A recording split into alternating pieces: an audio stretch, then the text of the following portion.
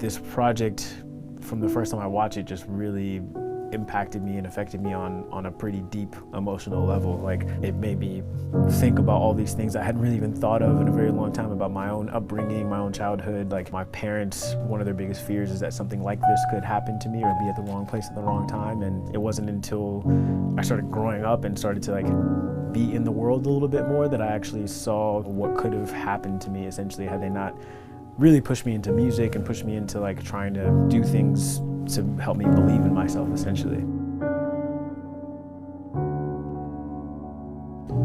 Let's start with you telling us who you were in the park with.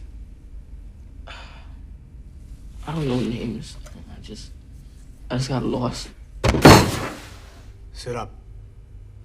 This isn't a game.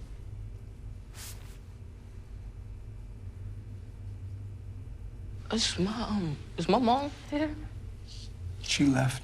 So the instrumentation is primarily piano strings, these string effects, these aleatoric and then affected string things, and then saxophone and trumpet. And the trumpet really came from the fact that Kevin, one of the characters, is a trumpet player, and so I knew that sound, especially in the earlier episodes, was a sound that would represent him. Like, there's a moment in the end of episode 2 where that's the first time we actually see him with a trumpet, and there's a trumpet sound, and it kind of all makes sense as to why we've heard that trumpet over and over again up until that moment. And then all of that is layered on top of these piano melodies that are very simple and really, again, trying to show the humanity or the beauty in if you can find any in what's happening. And one of the things that I would do is first have each musician play things that are just not musical on their instrument, or play their instrument in ways that already sounded a bit weird or broken, and especially with the cello, doing all kinds of extended techniques to create sounds that are closer to sound design than music, essentially. But then on top of that,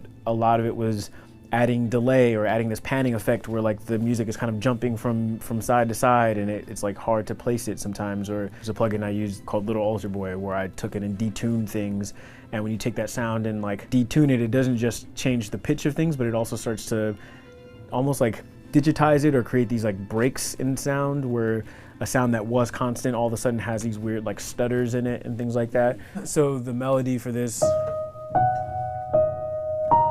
without it, you have this.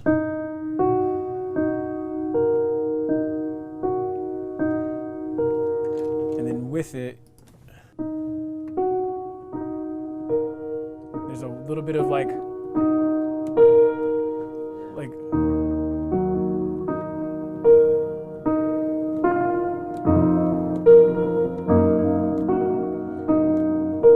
just has a weird kind of effect to it that makes it sound a little bit broken, a little bit almost ghostly.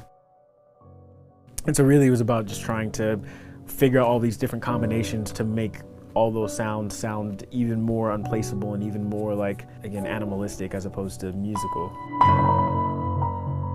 I feel like I'm the luckiest man alive sometimes when it comes to my job, just because not only do I get to do what I love and make music, and that's my career, but also being a part of stories like these, being a part of stories that are going to make people think, make people talk, make people change the way that they might approach their lives or approach situations. I think that's the beauty of art. Art is supposed to hold a mirror to society and make us think about things. And so the fact that I've been able to not only make a career out of this, but make a career out of this doing projects like this makes me feel incredibly lucky.